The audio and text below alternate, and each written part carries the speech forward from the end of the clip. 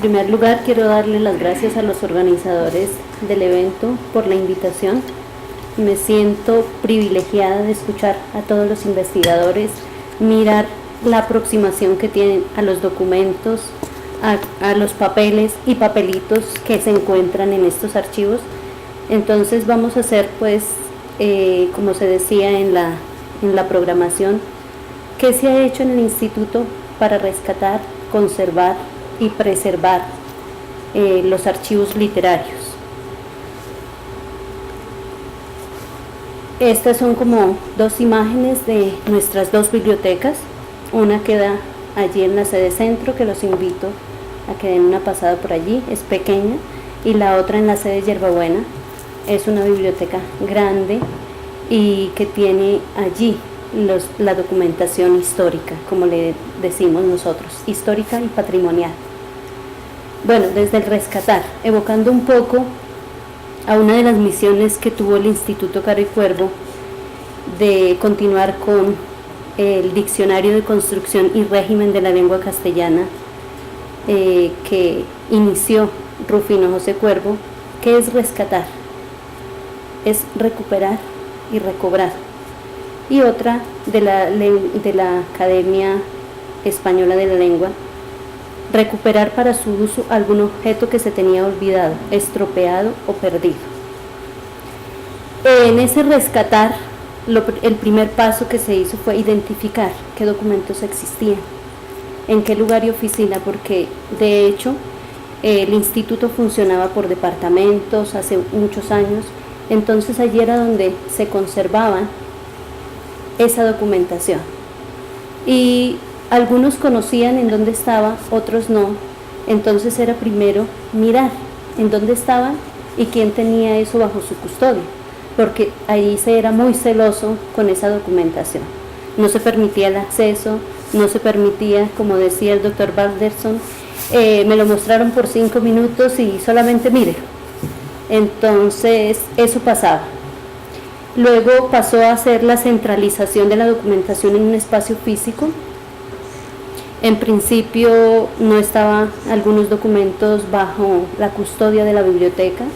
Se vinieron haciendo porque a veces también la falta de espacio físico para albergar la documentación organizada es una dificultad en las bibliotecas, y se miró como un avalúo general, se contrataron especialistas para mirar qué costo, digamos, aproximado podía tener cada fondo de manera general.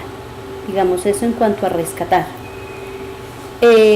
Dentro de ese rescatar habían como 5 o 6 fondos grandes. El primero, que todavía no hemos terminado, llevamos 4 años organizando el fondo de Rufino José Cuervo y no hemos terminado. Allí habían muchos documentos dispersos. Se encontraban papelitos que eran pedacitos de sobres donde él escribía las fichas de las bibliotecas, recibos de compra que entonces escribía por detrás. Él utilizaba todos los medios. Entonces aquí se encontraron libretas, se encontraron fichas, se encontraron documentos de su hermano Ángel y muchos más materiales. El segundo fondo es Miguel Antonio Caro. Básicamente es correspondencia, traducciones de Miguel Antonio Caro, manuscritos de José Eusebio Caro. El origen de esta colección, el de Rufino José Cuervo, no se pudo establecer como un origen, de donde suponemos que es por el legado de Rufino José Cuervo al instituto y demás, y por estar en la casa y donde funcionamos.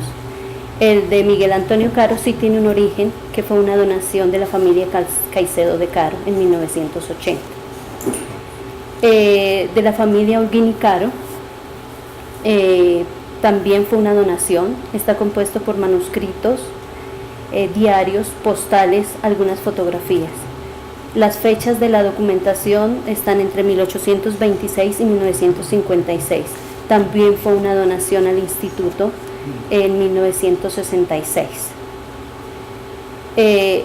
Otro de los, digamos, ahora muy conocidos archivos es de Soledad Acosta de Samper, compuesto por manuscritos, por sus diarios, por las novelas históricas y románticas, por cuentos, por artículos de prensa, tanto de ella como de su esposo y alguna documentación de su familia.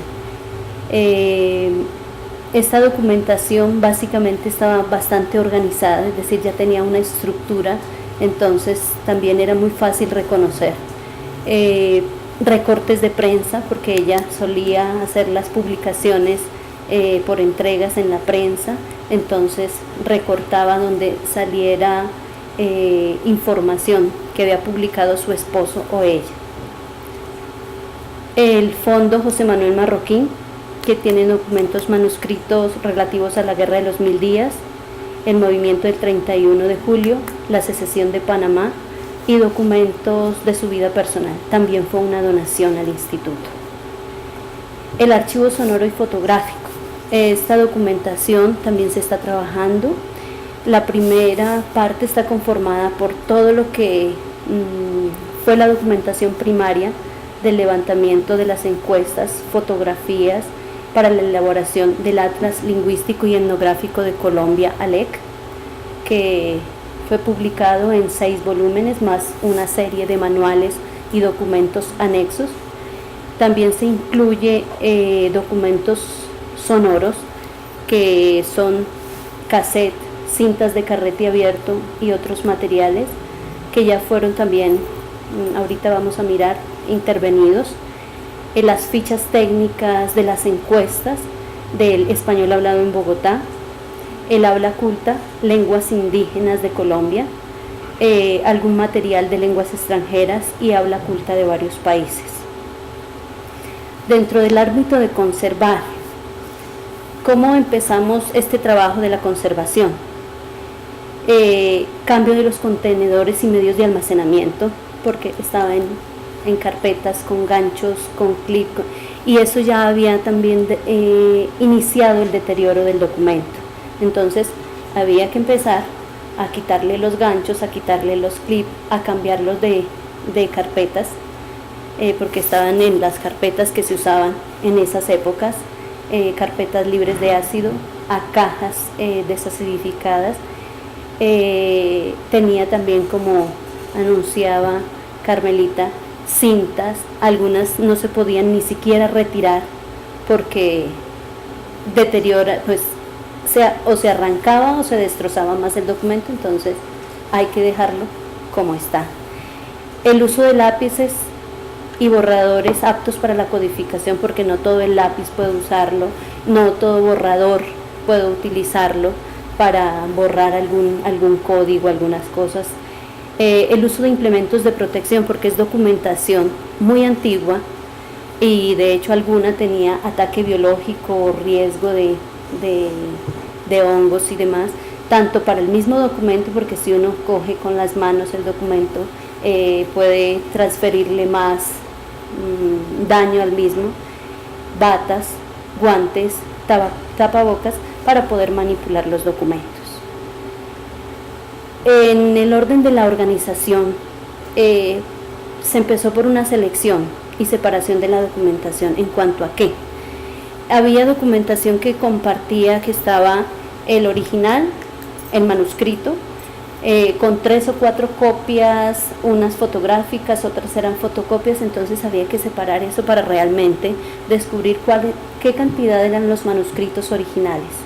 Eso es un trabajo que todavía con Rufino José Cuervo hemos trabajado primera y segunda parte, y todavía tenemos una tercera parte bastante grande por hacer.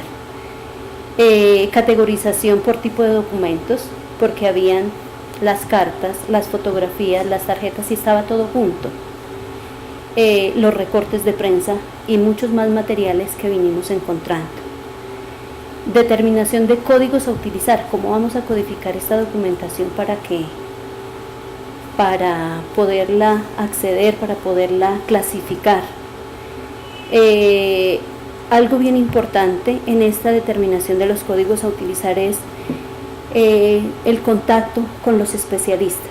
Si bien es cierto, nosotros los bibliotecarios estamos como encasillados en que las clasificaciones, que utilicemos un sistema, pero en este tipo de documentación es algo diferente.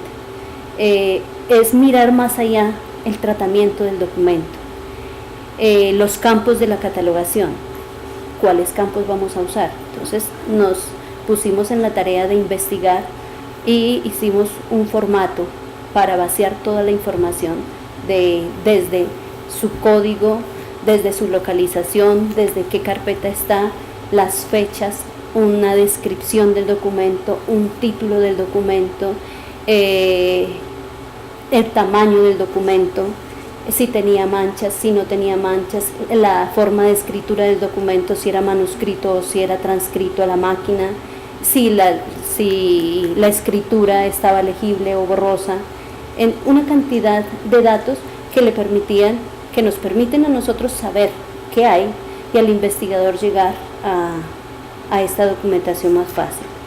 Y el registro en ese formato de inventario que sí, coge uno, ese puede demorarse un poco de tiempo intentando mirar también si ese documento estaba publicado o era inédito, entonces intentar encontrar la fuente donde estaba publicado para que quedara una relación. Y lo importante en la organización es las alianzas estratégicas con los investigadores, con los especialistas, con entidades.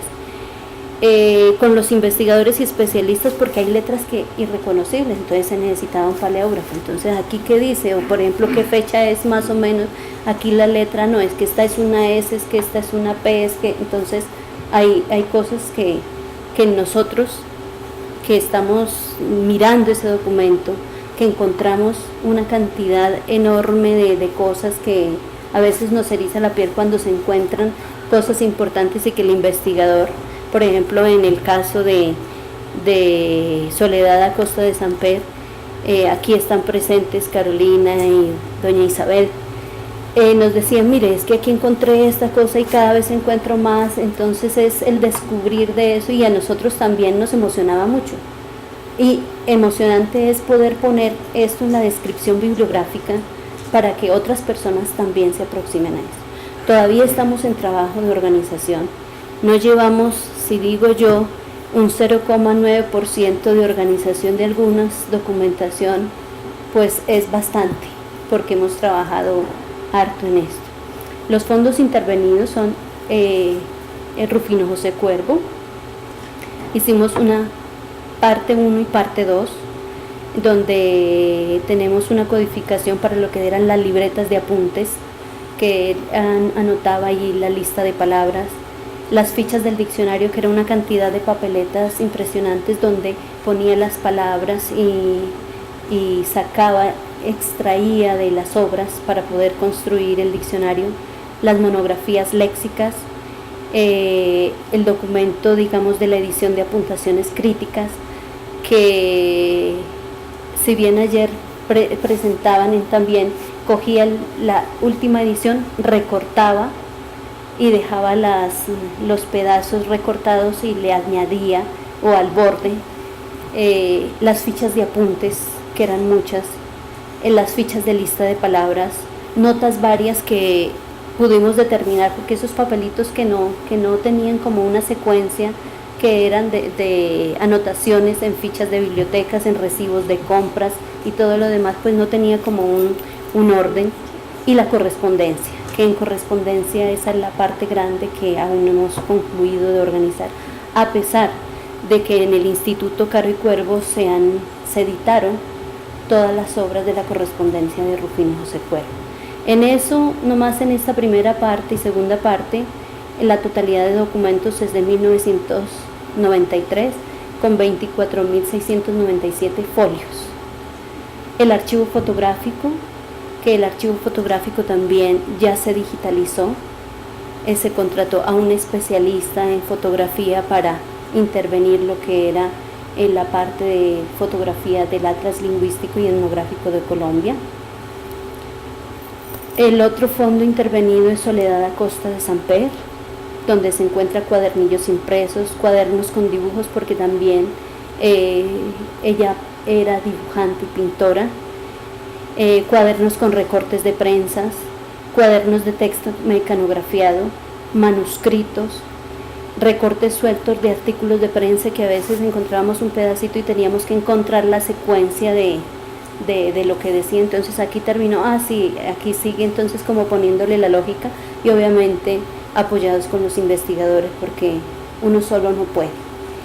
Revistas, digamos, donde ella publicó, o donde revistas que le interesaban, tarjetas de presentación. El archivo sonoro también se intervino, se pasó de cintas de carrete abierto y cassette a formato digital. Apenas lo recibimos ahorita en marzo. Se digitalizó con Patrimonio Fílmico, que ellos son el que rescatan todos estos materiales. De pronto se puedan contactar con ellos para mirar la transferencia, porque ellos tienen todos los equipos posibles en todos los formatos para transferir a digital o a otros medios. Entonces, incipientemente ahorita está lo que se llama la Biblioteca Digital Palabra, que es, digamos, un medio de montar algunas cosas. Por ejemplo, aquí ya tenemos algo de Soledad Acosta de Samper, que se ha digitalizado y está para consulta del público en general. No así es que el documento, para que pueda permanecer, pues debe estar conservado, pero también hay que difundirlo, y a las personas que son investigadores y demás, pues tienen un acceso a esta documentación original con los mecanismos. Hemos hecho alianzas estratégicas con la Biblioteca Nacional de Colombia para el proceso de preservación y digitalización de estos materiales, porque esos son procesos largos y costosos. Entonces,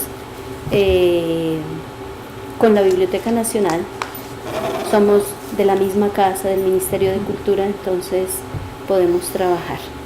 Les muestro algo de... Sí, no hay internet. Entonces, pues muchas gracias por esa invitación y por la atención.